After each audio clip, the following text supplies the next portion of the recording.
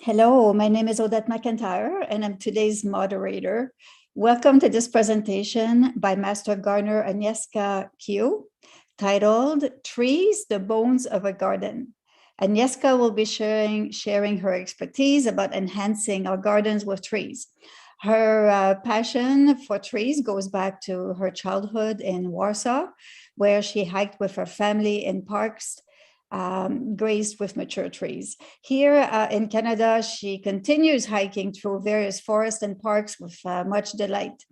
Agnieszka completed the required studies for her Master Gardener designation at the University of Dalhousie and has now expanded her curriculum to focus on arboriculture at the University of Guelph. She also has a background in microbiology.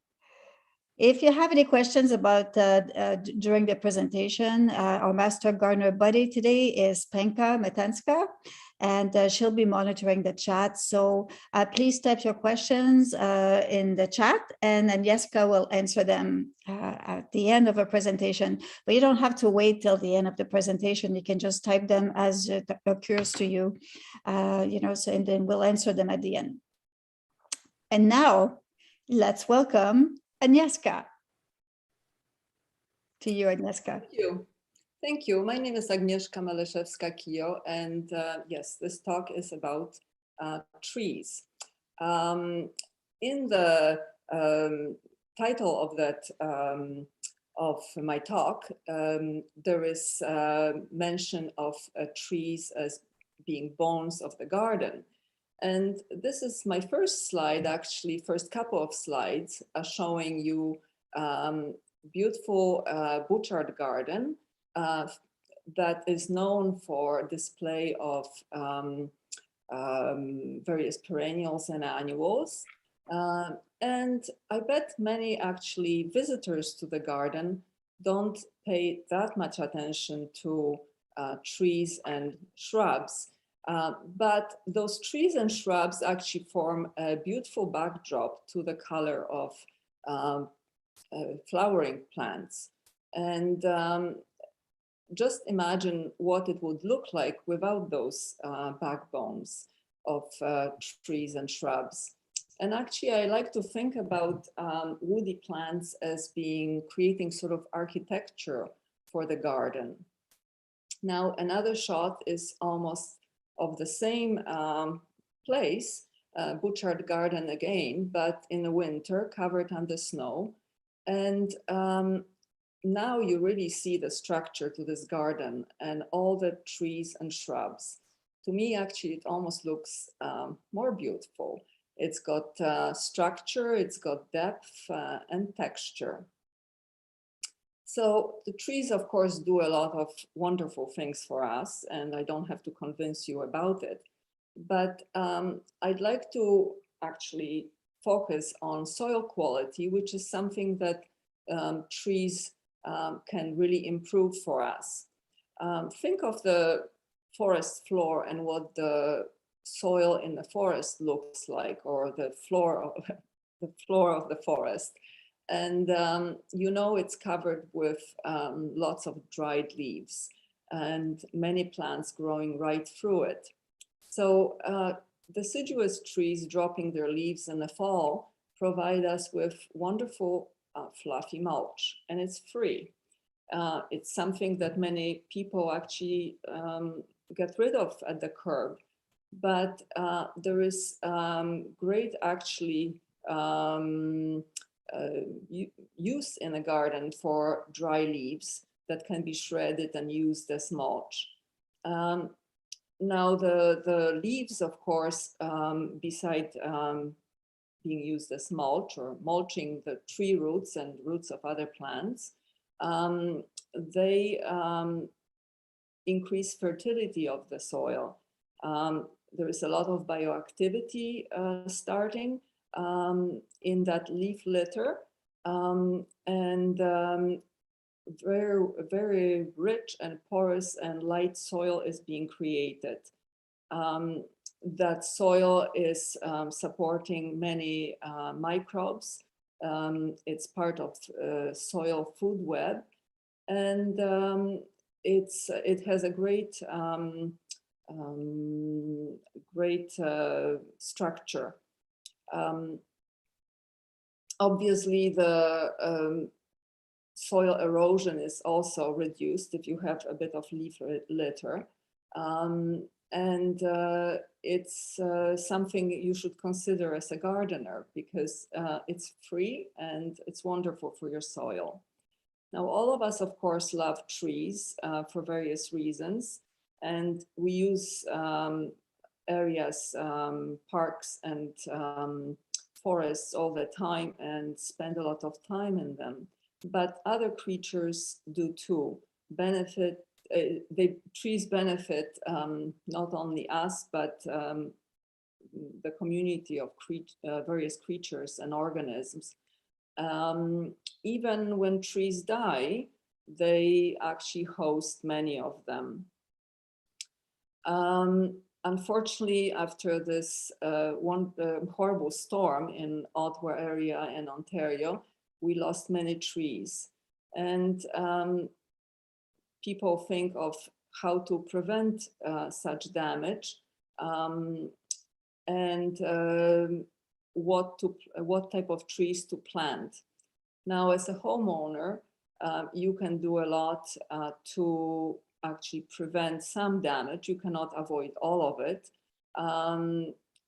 but by planting trees, appropriate species of trees, and caring for them, you can have them growing healthily and avoid some of the damage. Unfortunately, urban trees have very short life. I was shocked to see that it's just 20% of their natural life. And just a little bit about how trees grow and their structure. They grow wider, really, than many people consider. Roots of most trees are really situated quite shallowly and within a depth of about 2 feet. That's where most of the roots are. And they spread very wide. They spread as wide as 4 times the width of the crown. That, of course, provides a tree with stability. Trees are different from perennials or shrubs in that they have a huge crown and huge weight on top of a tall trunk, and that they really need the wide root system for stability. And also the wide root system allows them to access nutrients and water from the wider area. The root system growth pattern differs between different species and in different soils. For instance, sandy soil leads to often even wider root system because trees are trying to access wider area for nutrients, but also looser, more porous soil means that they need more stability and therefore wider root system. Now, something that I wanted to point out is that how trees grow in nature. Now, this is a shot of a forest, and this is how many trees or all trees grow in nature. They have something called a root flare. And as you see here, the trunk widens at the base and then continues, and the roots, anchoring roots, start. Now this, to me, it's really beautiful, and you see it all the time in a forest. But strangely, when you go to somebody's garden or walk down the street, most of the trees don't have visible root flare. And they should, because this is part of the tree that actually needs to be above the soil. It should not be mulched, and it needs to be exposed to air. Now, we think of trees as being big and strong, and wood is a strong material, but it's actually surprising at how vulnerable they can be.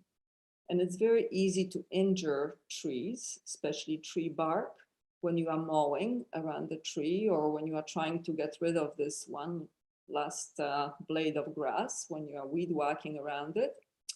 And young trees, of course, will have thinner bark. And under that bark, you have cambium and vascular system of a tree, which is crucial to their growth. Now, that can be easily damaged by mowing around or weed whacking. Now, root system, of course, we've seen how widespread it is. And it's very easy to damage the roots of the tree.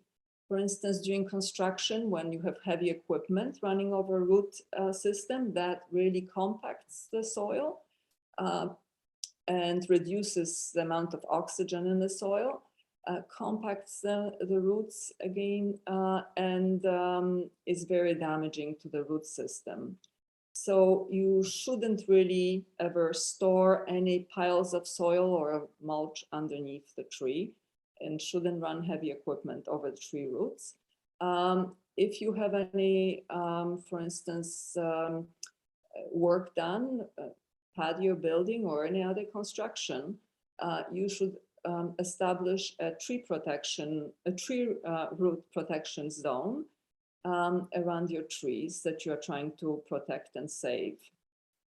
Likewise, changing soil level under the tree should not be done. An inch of soil is fine, but adding a foot of soil is it's very damaging. And you might not actually realize the damage until years later. And I think that's why often people don't realize how vulnerable trees are, because they don't show the damage right away. It could be years when you actually see some effects of your actions.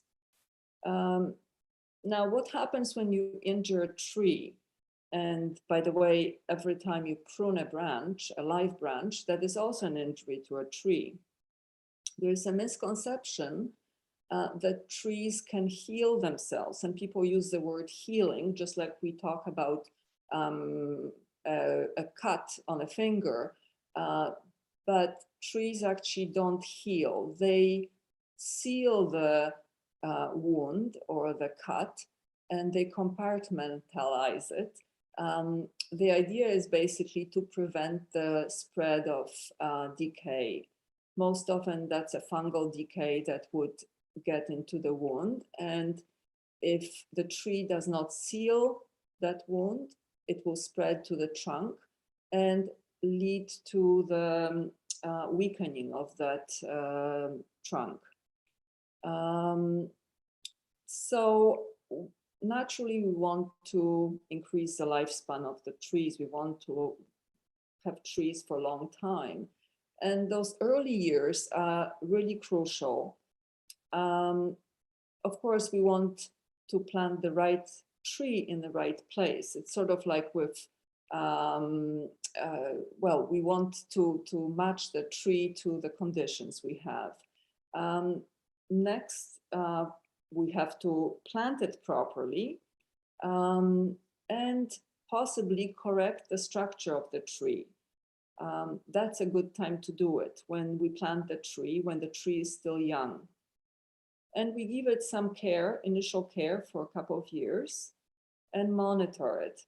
But basically, our job is mostly done then. We should really leave the tree alone for the most part, other than maybe occasional watering during the drought. But you really want to just maintain stable environment below and above the soil to avoid any injury and damage. Now, as I mentioned, trees really have this massive root system, which is very important for their growth. They take up water and nutrients through the roots, and they need lots of room to grow. They also need good soil quality. They need a soil that has air, water, and nutrients. So soil with good structure is of importance. Soil should be porous and not compacted and well drained and have some organic matter. It's similar for any other plants, but compaction is actually a big enemy of trees and tree roots.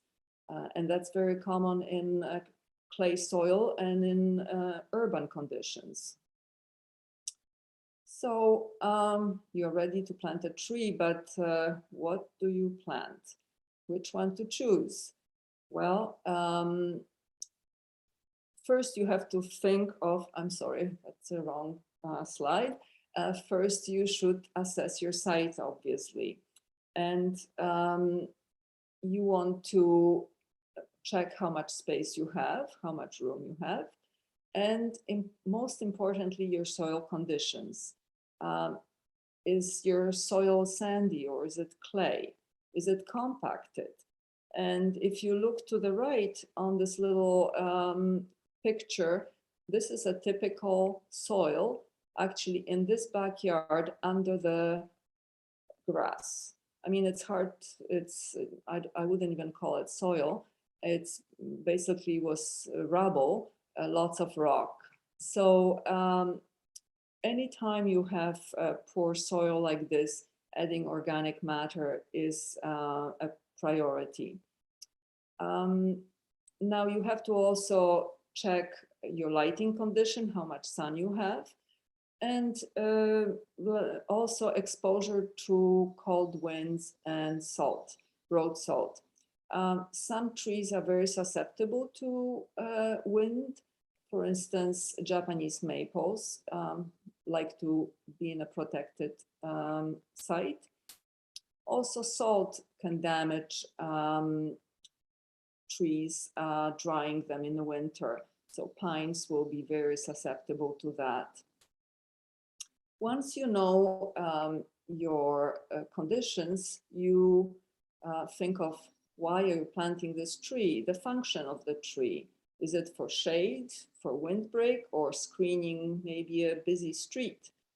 And from that, you can decide on what size, shape, and color and so on of tree you're going to choose.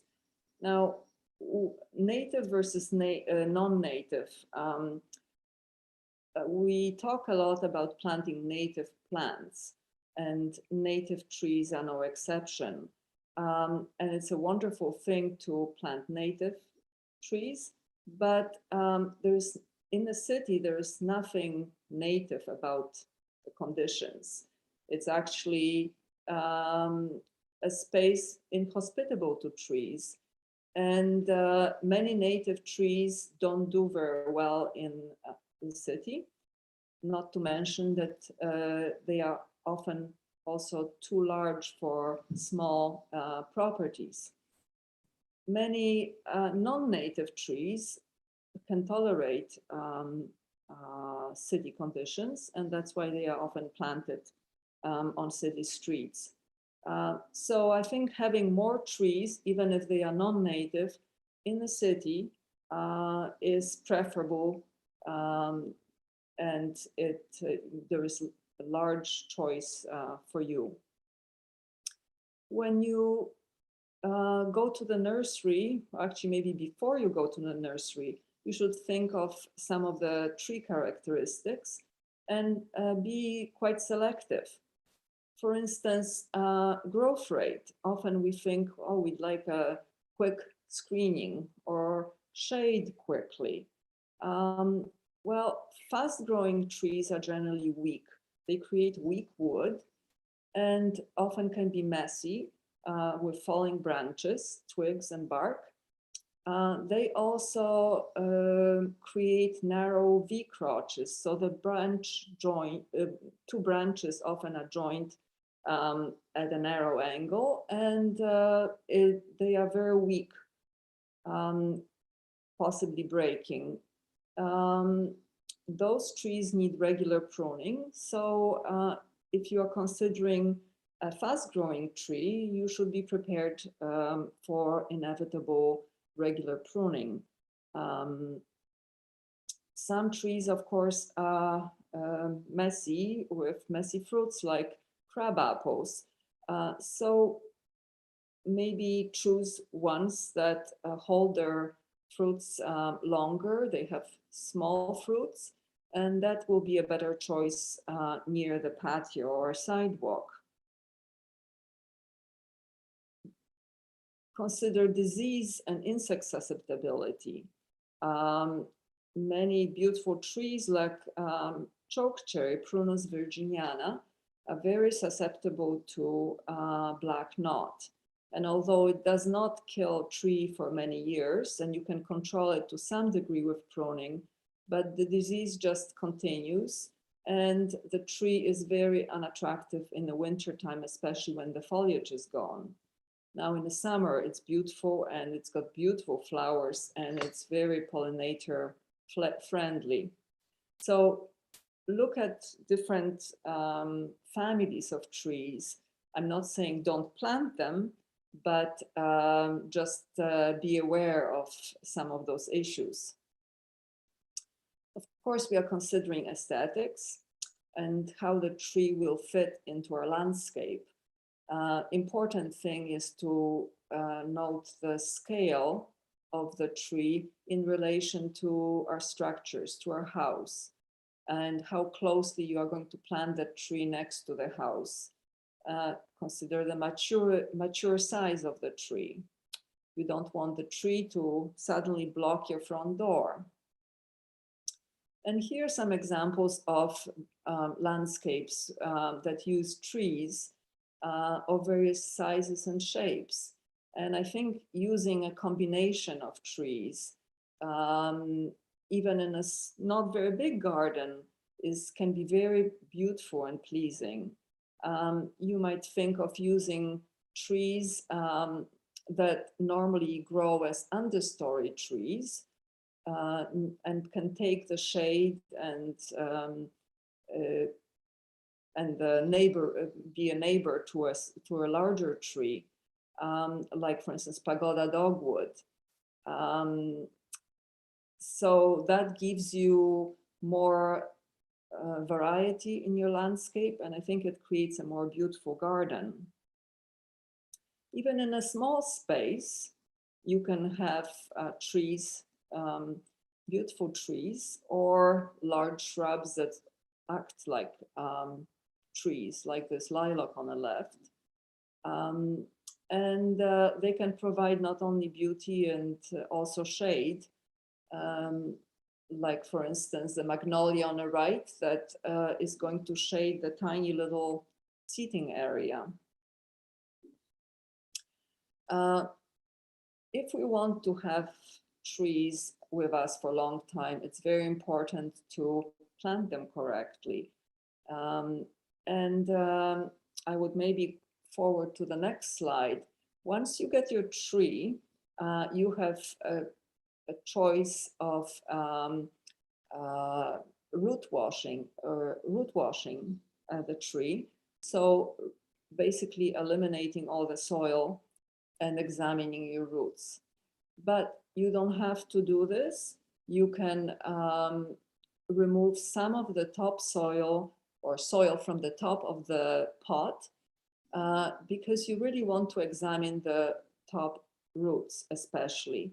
And you want to check if they are not twisted, and the roots really need to move away from the trunk. So a root that's bent like this is going to turn towards the trunk and eventually might girdle the tree. So this is the time to prune that root.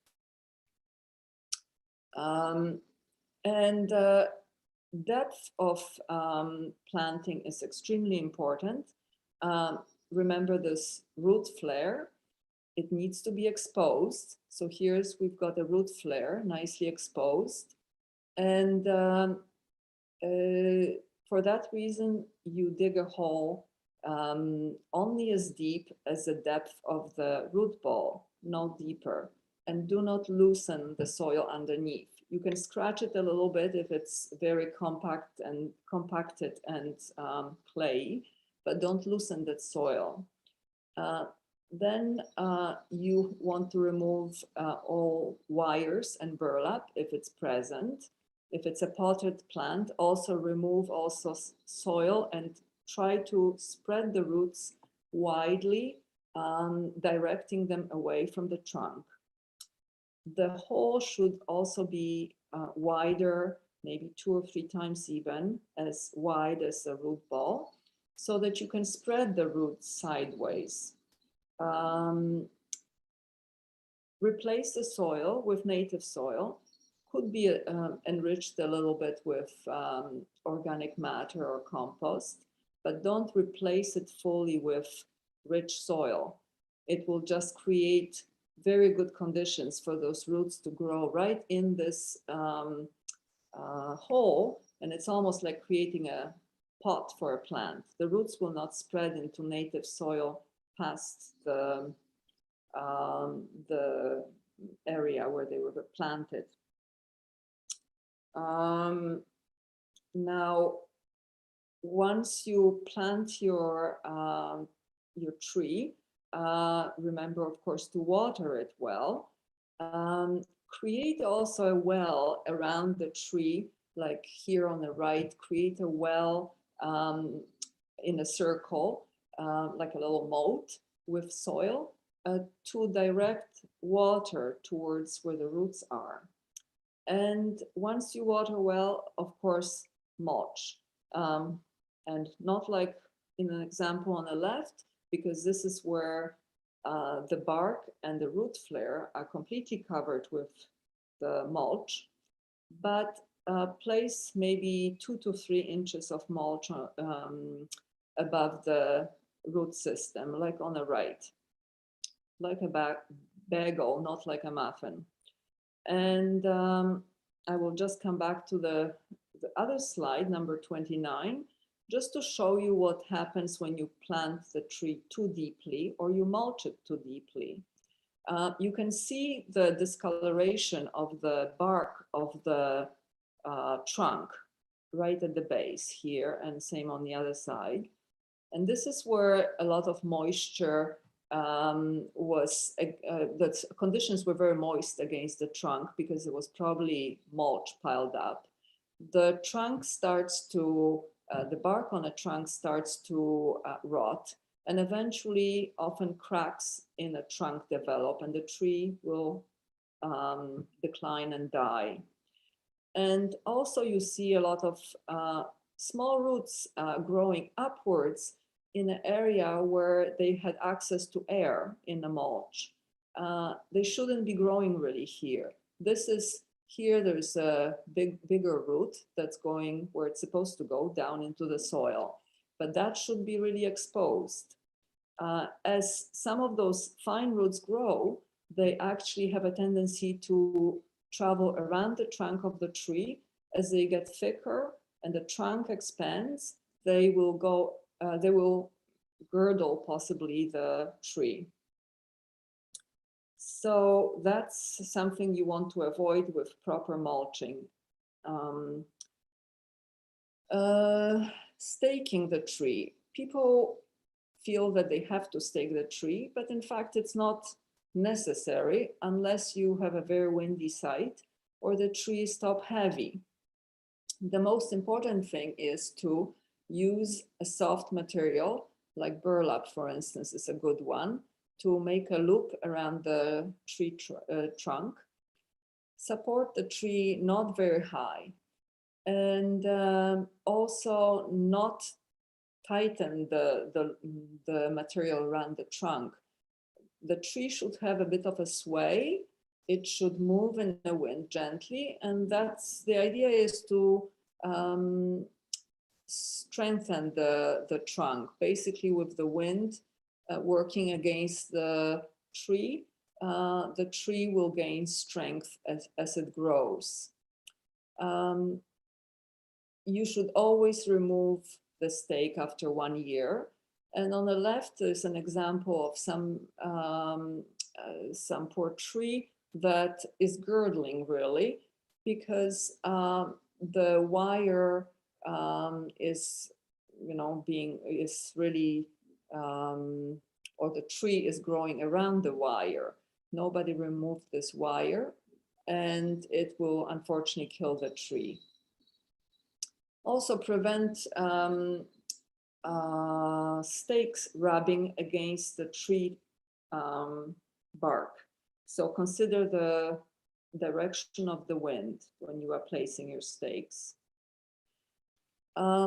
This is also a good time to do a little bit of pruning, corrective pruning, because you want to form good branch structure in your tree.